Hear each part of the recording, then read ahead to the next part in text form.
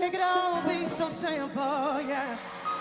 Come on, let's go. But you'd rather make it hard.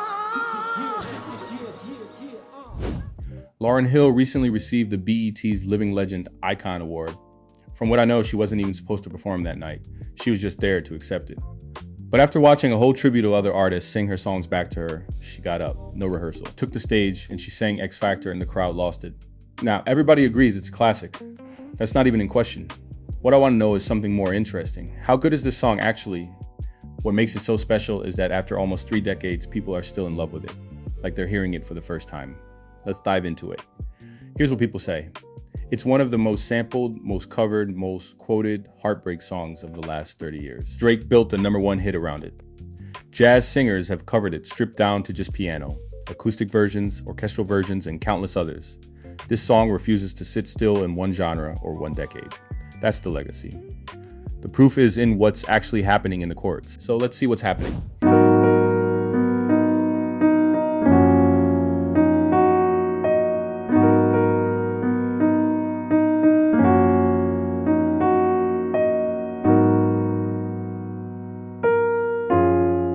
Here's what most people miss.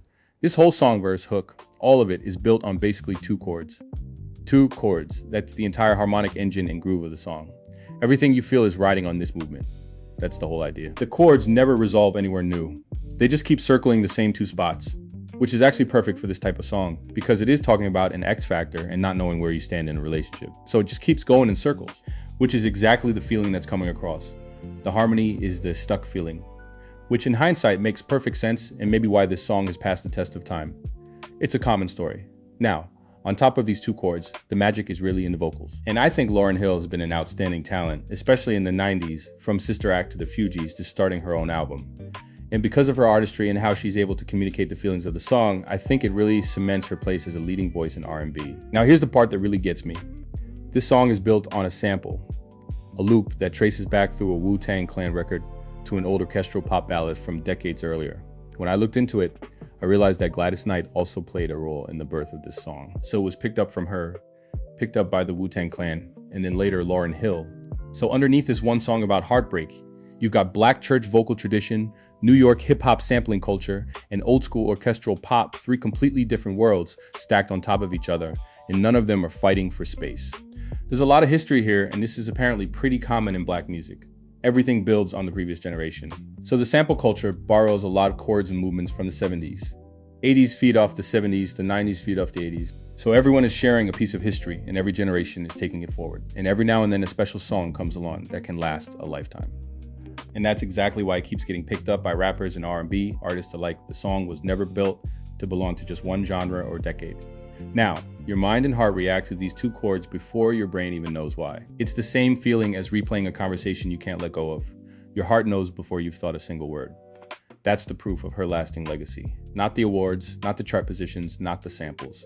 The chords do the emotional work before she's even said anything.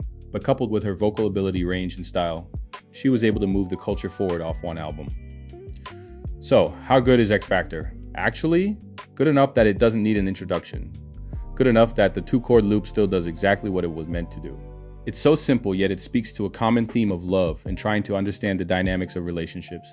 You'll realize that at some point, it's going to resonate with someone, and this song will stand out to tell the story. The groove and beat are universal enough that it can reach any audience, not just one genre. And that's where the magic happens. If you want to actually play progressions like this yourself, I have the video on the channel, or you can check out the lab in the description. I break down the R&B and neo-soul voicings, no sheet music required. That's what Soul Lab is for. Links below. I'll see y'all in the next video. Y'all take care. Peace.